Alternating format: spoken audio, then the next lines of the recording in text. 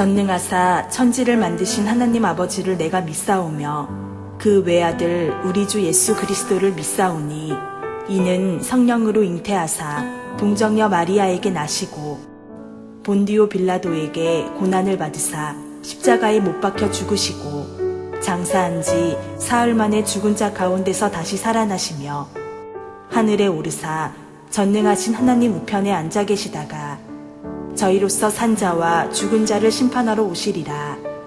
성령을 믿사오며 거룩한 공회와 성도가 서로 교통하는 것과 죄를 사하여 주시는 것과 몸이 다시 사는 것과 영원히 사는 것을 믿사옵나이다. 아멘.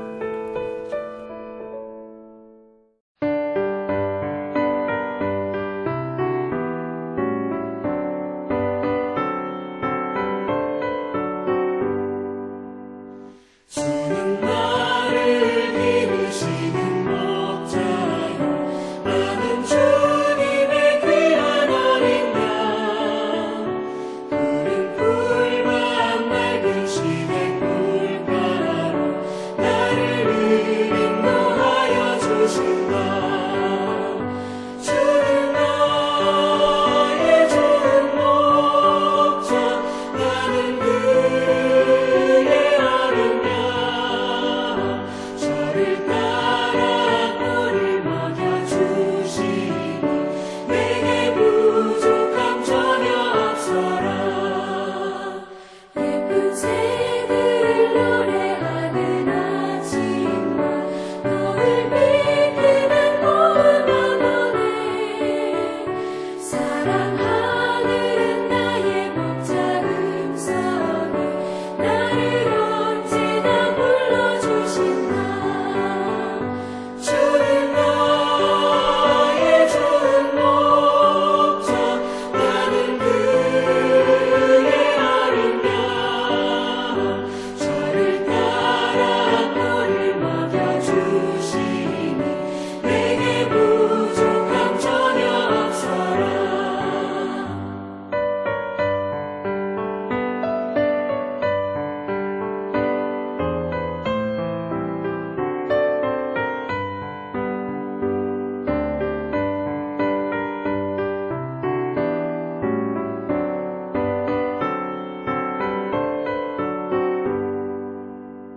못된 짐승 나를 밟지 못하고 거친 비바람 삼지 못하리.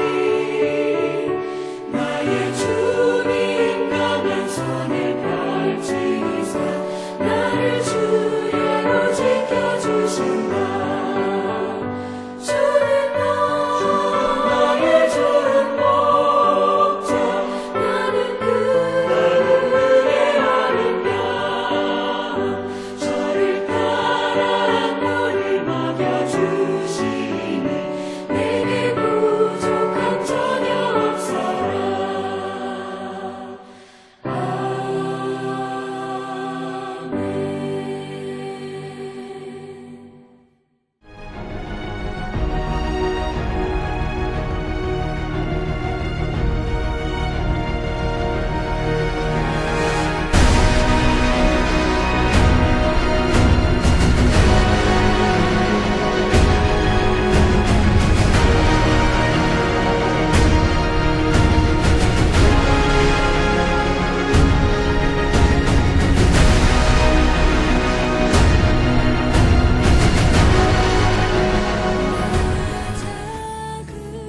교회 소식을 알려드립니다.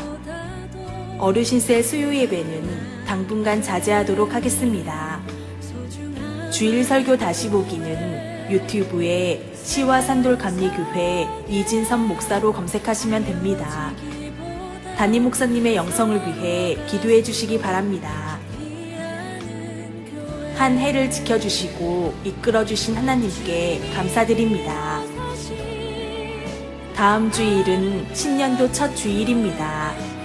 오전 예배는 1부 7시, 2부 8시, 3부 9시에 드립니다. 주일 오전 11시 예배는 유튜브 영상 예배로 드립니다. 송구영신 예배는 12월 31일 저녁 11시 45분부터 드리겠습니다. 축복 안수는 하지 않습니다. 당회는 27일 오전 10시 30분, 구역회는 1월 3일 저녁에 있습니다. 올해는 최소 인원이 모여서 하겠습니다. 새벽 예배는 내일부터 다시 시작합니다. 외부에서 성경 공부 모임이나 훈련은 절대 금하시기 바랍니다. 잘못된 사상과 이단 유혹에 빠질 수 있습니다.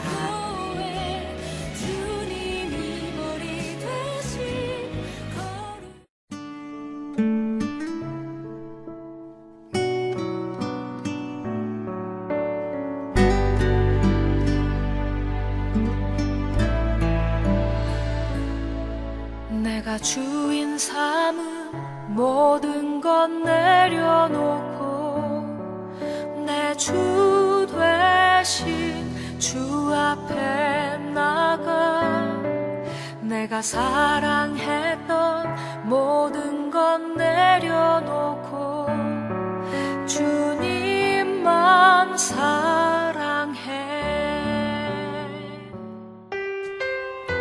박사들이 왕의 말을 듣고 갈새 동방에서 보던 그 별이 문득 앞서 인도하여 가다가 악이 있는 곳 위에 머물러 서 있는지라. 그들이 별을 보고 매우 크게 기뻐하더라.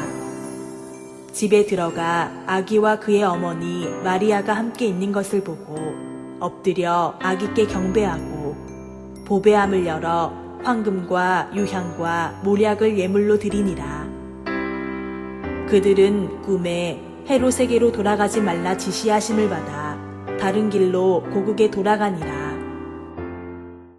이 마태복음 2장 9절에서 12절의 말씀을 중심으로 해서 동방박사의 세 가지 예물이라고 하는 제목으로 잠시 은혜를 나누겠습니다. 오늘은 2020년 마지막 주일이 됩니다. 이 마지막 주일에 송년에 대한 설교를 할까 그러다가 오늘 이 성탄 동방박사의 세 가지 예물이라고 하는 제목으로 말씀을 이제 정했는데, 왜냐하면 어제 그제 성탄절이 지났습니다. 그래서 여러 날 지난 것도 아니고 해서 오늘 마지막 동방박사의 세 가지 예물이라고 하는 이 성탄에 대한 말씀을 하면서 특별히 오늘은 초점을 송년주의이기 때문에 동방박사보다는 동방박사 예물 세 가지가 있는데 그 세 가지의 상징이 있습니다. 상징, 다시 말해 의미가 있습니다. 그 의미는 무엇인가? 이건 예수님과 아주 직결되는 거기 때문에 오늘 마지막 송년주의를 예수님과 직결되는 말씀을 한번 드리려고 합니다. 오늘 이 시간도 큰 은혜의 시간이 되기를 주님의 이름으로 축원을 드리겠습니다.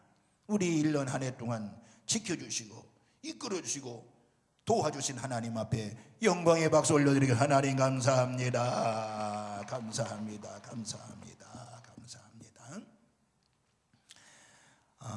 성경에는 이 땅에 오신 하나님의 독생자 예수님의 탄생을 기념하는 성탄에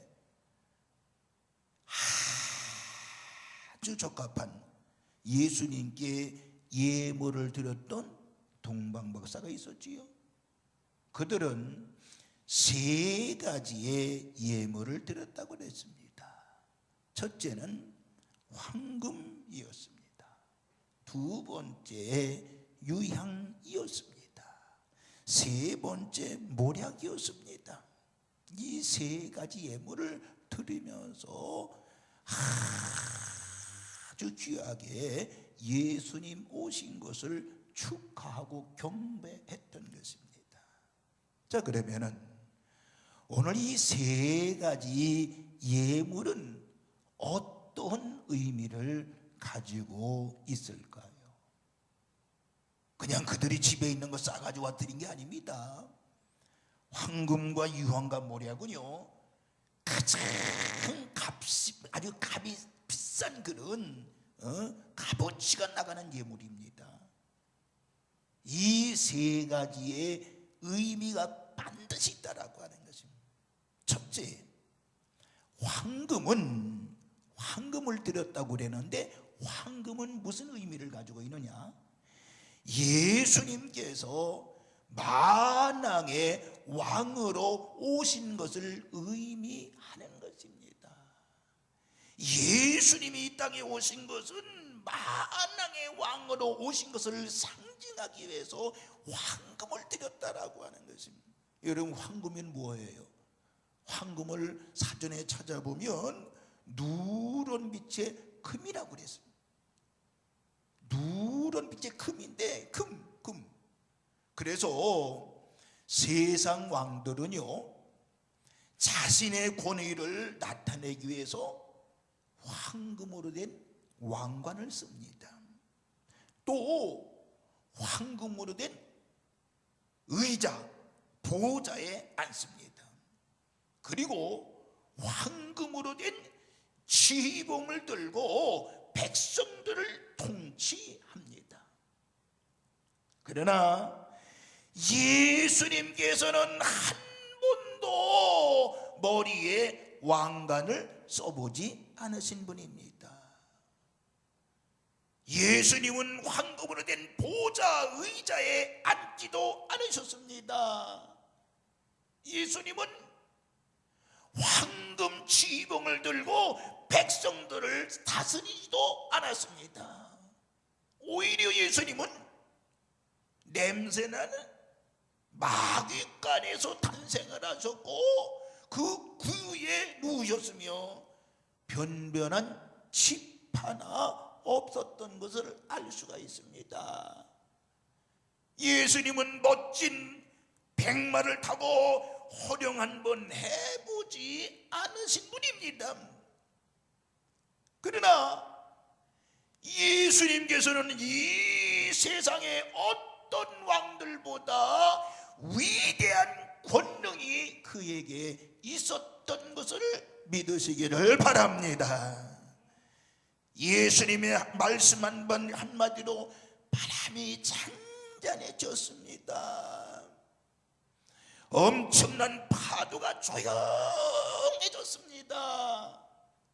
예수님의 말씀 한마디 때문에 소경이 눈을 뜨게 됐고, 예수님 말씀 때문에 나병 환자가 깨끗이 치료를 받았고, 예수님 때문에 죽었던 나사로도 살렸고, 야이로의 어린 딸도 살렸던 것을 알 수가 있습니다.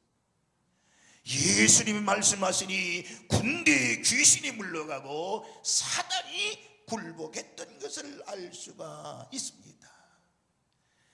이런 엄청난 권능을 가지고 계셨지만은 한 번도 자신의 영광이나 다른 사람들을 굴복시키는 일에 그 권세를 사용하지를 않으셨다라고 하는 것입니다.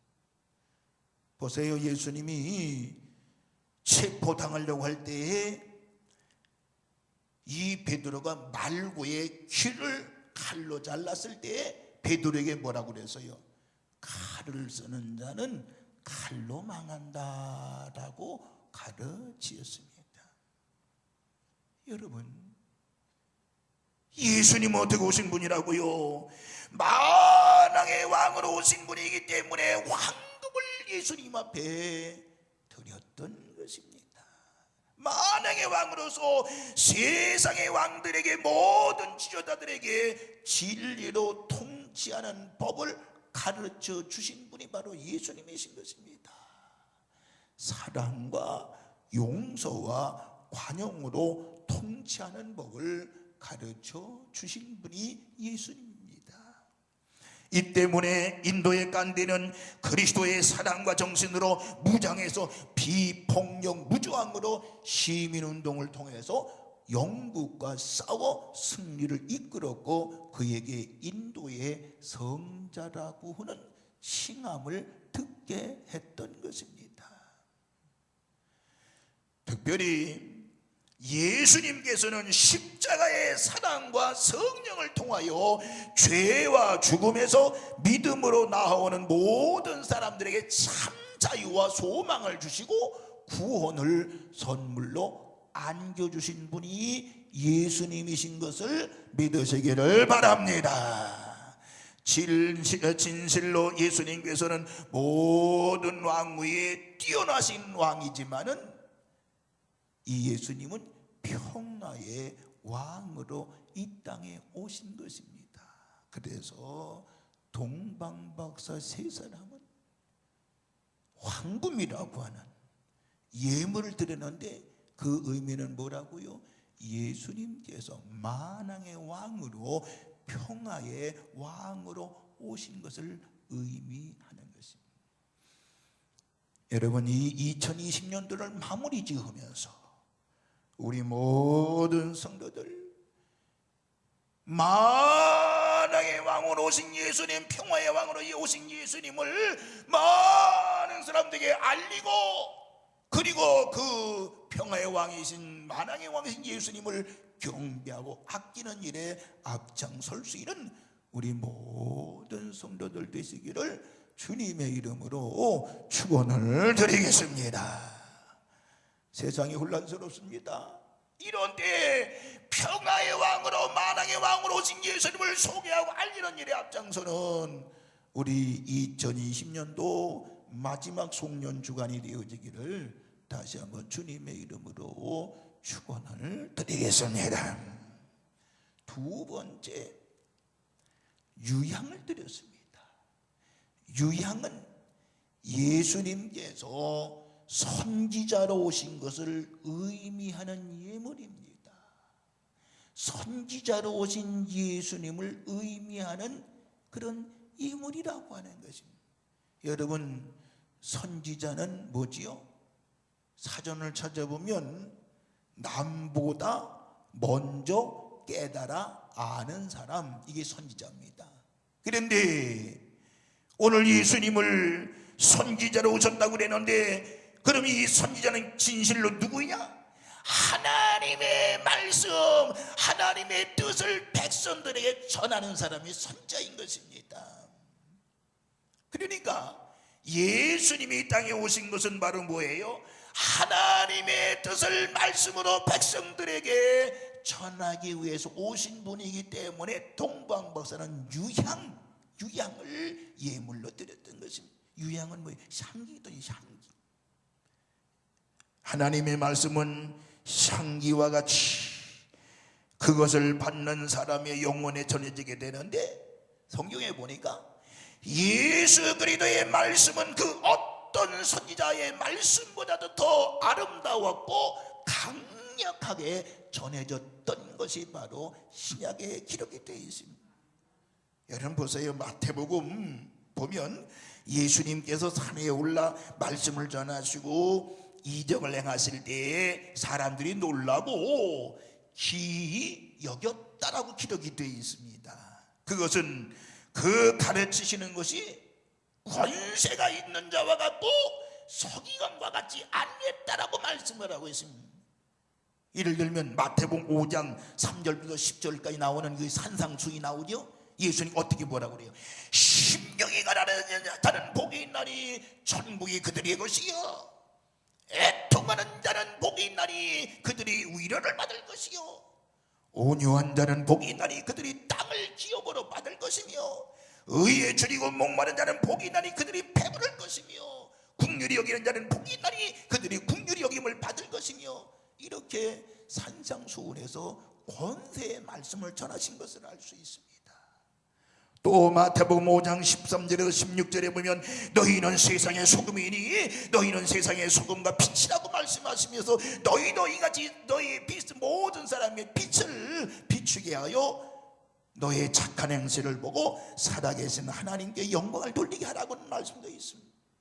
이와 같이 예수님께서는 진실로 이 세상에서 가장 아름다운 향기, 즉 진리의 향기, 사랑의 향기, 구원의 향기를 바라신 분이 예수님인데, 이 예수님은 바로 무엇으로 오신 분이다? 선지자로 오신 것을 의미하기 위해서 유향을 드렸다라는 것입니다. 오늘 여러분들, 예수님은 이 땅에 선지자로 오신 분임을 믿으시기를 주의 이름으로 축원합니다. 예수님이 하신 말씀을 늘 믿고 따르고 의지하는 우리 모든 성도들 되시기를 다시 한번 주님의 이름으로 축원을 드리겠습니다. 마지막 세 번째, 모략을 드렸습니다. 모략은 무엇인고 하니, 무엇을 의미하는고 하니, 예수님께서 이 땅에 대제사장으로 오신 것을 의미하는 것입니다. 대제사장으로 오신 것을 의미하는 것입니다. 이건 구약시대 대제사장은 구약시대에 하나님에게 제사드린 일을 맡아보던 성직자를 이제 대제사장이라고 얘기합니다. 또 대제사장은 사제의 우두머리이며 근원이라고 하는 뜻으로 예수 그리스도를 이루는 말이 대제사장입니다. 이건 구약시대에 보세요. 구약시대의 대제사장은 1년에 한 차례 대속죄일에 모든 백성들의 죄를 속하기 위해서 양의 피를 뿌릴 지송소에 들어갔던 것입니다. 그러므로 예수님은 뭐냐? 백성들의 모든 죄를 용서하시기 위해서 이 땅에 오신 분. 그래서 동방박사 중에 세 사람 중에 모략을 드렸는데, 그 모략은 예수님이 이 땅에 대제사장으로 오신 것을 상징하는 의미가 있다라고 하는 것입니다. 조금 전에 말씀을 드렸습니다만은 우리 모든 사람들의 죄를 대속하시기 위해서 오셨다라고 하는 것입니다. 여러분, 우리 인류의 가장 근본적인 문제는 뭘까요?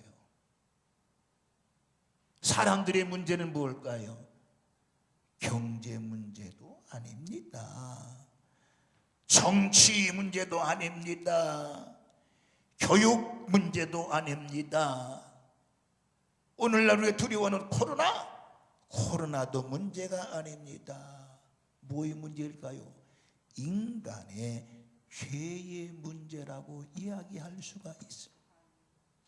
죄 때문에 인간은 하나님을 버리게 되었고, 그리고 이제 질병과 사망으로 신음하게 되었고, 죄 때문에 온갖 문제와 더불어 마침내는 하나님의 심판대에서 영원한 멸망에 이르게 되는 것입니다.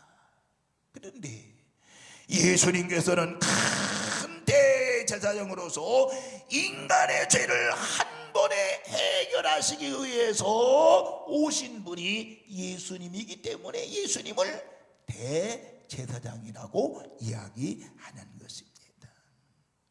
예수님은 순한 양처럼 대속의 십자가에 달려 살을 찢고 피를 흘려 죽으시면서 우리 인간을 구원하신 분, 이 사실을 믿으시기를 주의 이름으로 축원을 드리겠습니다. 결론으로 말씀을 마치겠습니다. 동방박사들은 유대인들이 아니었습니다. 모두가 다 이방인들이었습니다. 그런데 하나님께서 이렇게 멀리 있는 이방인을 불러서 아기 예수님께 경배한 것은 바로 뭐냐? 모든 만백성을 구원하시려고는 하나님의 의도와 섭리를 잘 설명해 주고 있는 것입니다. 유대인들을, 그 동네 사람들만이 경배한 것이 아니고 참 이방의 나라, 이방 사람들을 불러서 경배하게 한 것은 하나님의 의도와 섭리가 있다라고 하는 것입니다. 성경에 나타난 동방박사들은 하나님의 놀라운 은혜와 복을 받을 분들이죠. 수많은 사람들 중에 뽑혀서 하나님의 아들 예수님을 보게 되어, 아기 예수님을 보게 되었다. 뿐만 아니라 아기 예수님 오심을 상징하는 귀한 예물을 준비해서 예수님께 드릴 수 있었기 때문에 그들은 복된 자들인 것입니다. 사랑하는 성도 여러분들, 우리가 한 해를 마무리 지으면서 또 성탄절을 맞이해서 우리가 동방보사 세사랑과 지혜, 황금과 유황과 모략을 들을 수 없다라고 할지라도 장사를 준비했던 마리아, 향유를 부었던 마리아처럼 향유를 부을 것이 없다고 할지라도 이 성탄절기와 그리고 마지막 송년기를 지나면 우리는 무엇을 드려야 될까요?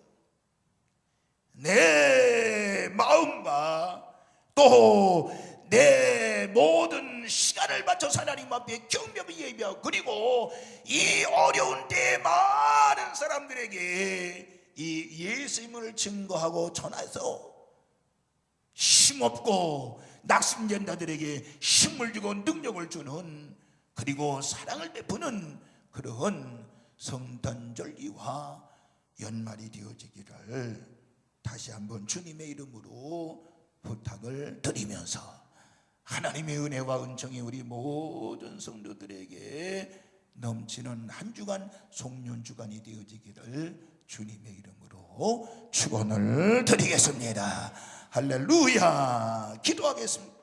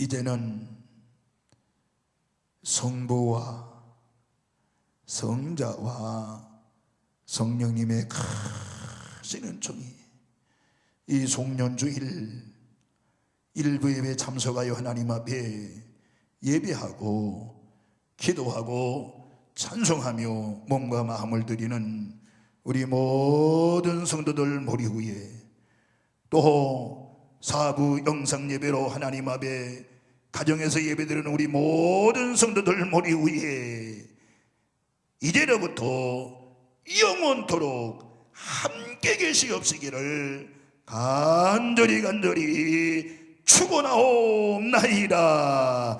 아멘.